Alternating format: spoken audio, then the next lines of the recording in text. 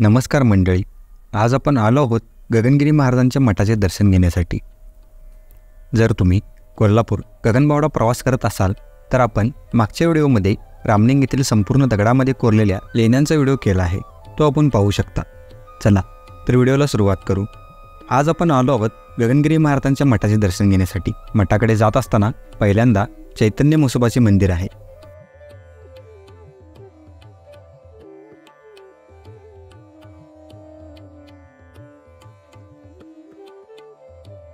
क्षेत्रपाल म्हसोबाचे दर्शन झाल्यानंतर मठाकडे जाण्याचा प्रवास सुरू होतो.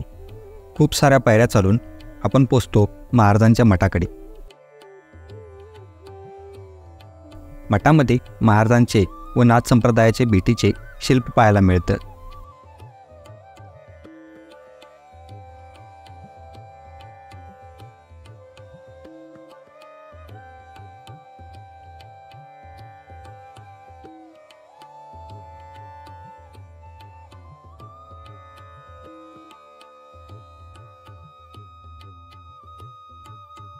त्याचबरोबर पुढे गेल्यानंतर आपल्याला महालक्ष्मी, श्री गणेश व हनुमंताची मूर्ती पाहायला मिळते व गर्भगृहामध्ये दत्त महाराज तसेच गगनगिरी महाराजांची मूर्ती पाहायला मिळते. गगनगिरी महाराज हे चालुक्य सम्राट पहिल्या पुलकेशिन यांच्या घराण्यातील होते. त्यांचे मूळ नाव श्रीपाद गणपतराव पाटणकर होते. त्यांचा जन्म 1906 मध्ये सातारा जिल्ह्यातील पाटण तालुक्यातील मंदुरे गावी झाला. 3 वर्षाचे असताना आईचे आणि 5 वर्षाचे असताना वडिलांचे निधन झाले. लहानपणापासूनच ईश्वरप्राप्तीची ओढ असलेल्या श्रीपाद यांनी 6व्या वर्षी घर सोडले. नाथ संप्रदायात दीक्षा घेतल्यानंतर त्यांनी भारतभर भ्रमण केले. बद्रीनाथजवळ एका साधूने त्यांना सर्व सिद्धावस्थेचे वरदान दिले.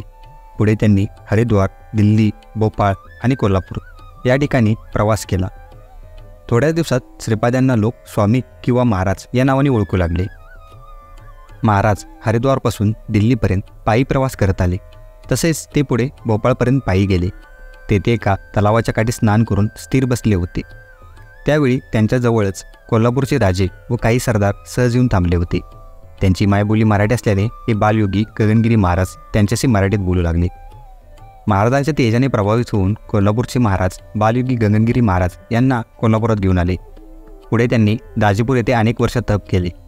महाराजांनी व्यसनमुक्ती, निसर्ग संवर्धन आणि प्रबोधनाचे कार्य केले. त्यांना शिकागोच्या विश्व धर्म संसदेतून विश्वगौरव विभूषण पुरस्कार अर्पण करण्यात आला. जगा आणि जगू द्या हा त्यांचा संदेश होता. मठातून बाहेर पडताच वरती ध्यान मंदिर तसेच गगनगड व बाकीच्या ठिकाणी जाण्यासाठी मार्ग आहे. वरती जाण्याच्या मार्गावरती आपल्याला महाभारत व रामायण यांची शिल्पे पाहायला मिळतात.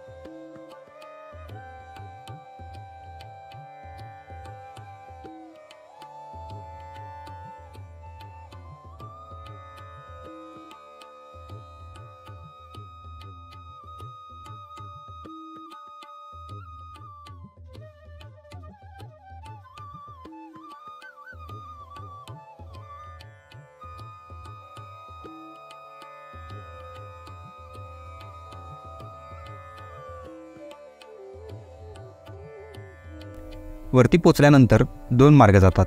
एक मार्ग ध्यान मंदिर व दुसरा मार्ग महादेव मंदिर, विठलाई मंदिर व नाथ संप्रदायापैकी एक गहिनीनाथ यांच्या समाधीकडे जातो. आपण पहिल्यांदा ध्यान मंदिराचे दर्शन घेऊया. ध्यान मंदिराकडे जात असताना आपल्याला गगनगिरी महाराजांचा अश्वारूढ पुतळा पाहायला मिळतो.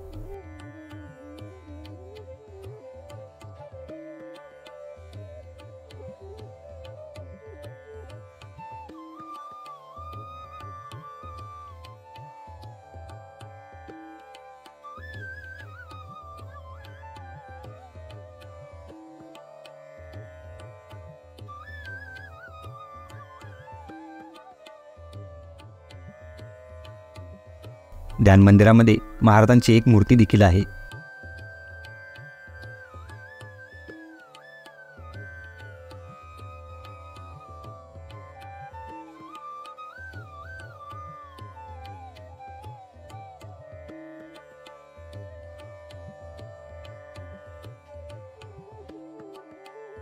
तेथून बाहेर पडताच आपण पोचतो गगनगड प्रदक्षिणा मार्गाकडे.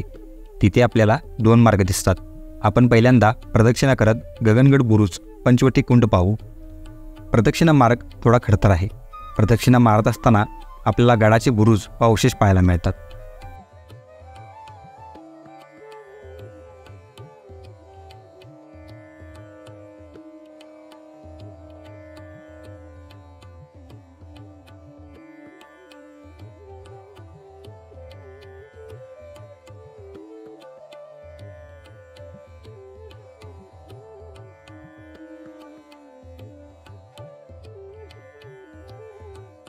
त्याचबरोबर कोकणाचे देखील संपूर्ण दर्शन घेता येते.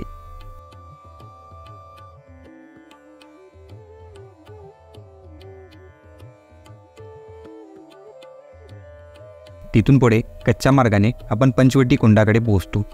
पंचवटी कुंडाकडे 7 कमानी कुंड तसेच सोनेरी कुंड व उत्तर बाजूचे कुंड पाहायला मिळते. या ठिकाणी जाताना एकट्याने व पावसाळ्यामध्ये जाणे टाळावे.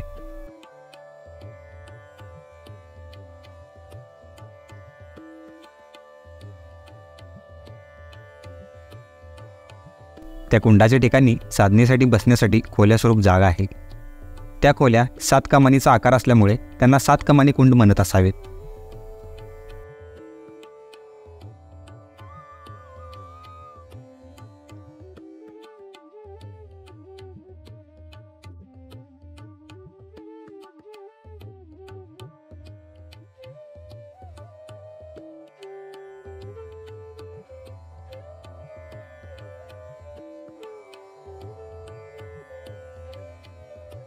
तेथून पुढे सोनेरी कुंड व उत्तर बाजूचे कुंड पाहूया.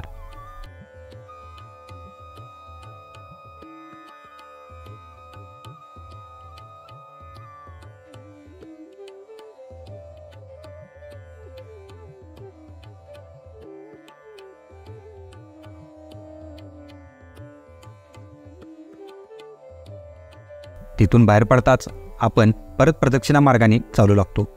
तिथून देखील आपल्याला बुरुज दिसतात. तिथून आपण पुन्हा प्रदक्षिणा मार्गाच्या सुरुवातीला येतो. तिथून आपण महादेव मंदिर पाहूया. महादेव मंदिरामध्ये प्राचीन नंदी पाहायला मिळतो.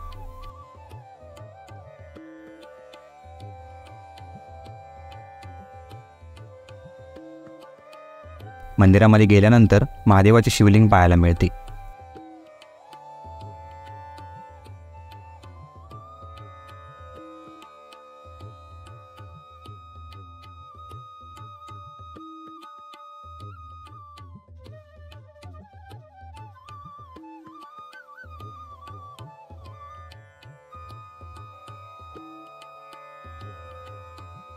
त्याचबरोबर श्री गणेश, नाग व कार्तिक स्वामी यांचेही दर्शन होते.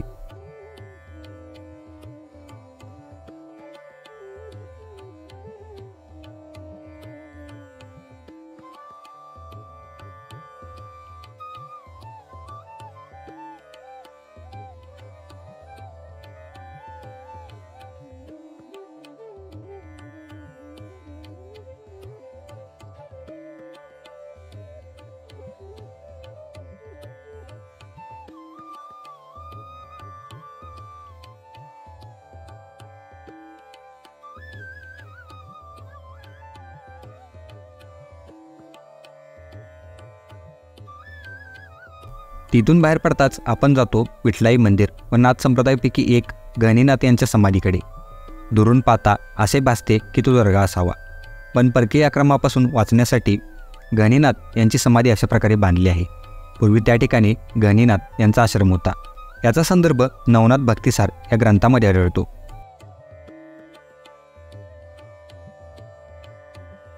समाधीच्या शेजारी विठलाई देवीचे मंदिर देखील पाहायला मिळते.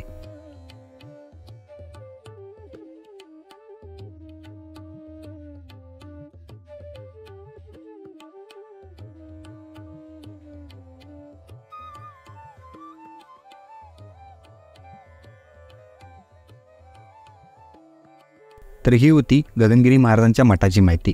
तर मित्रांनो, माहिती कशी वाटली नक्की सांगा. नमस्कार.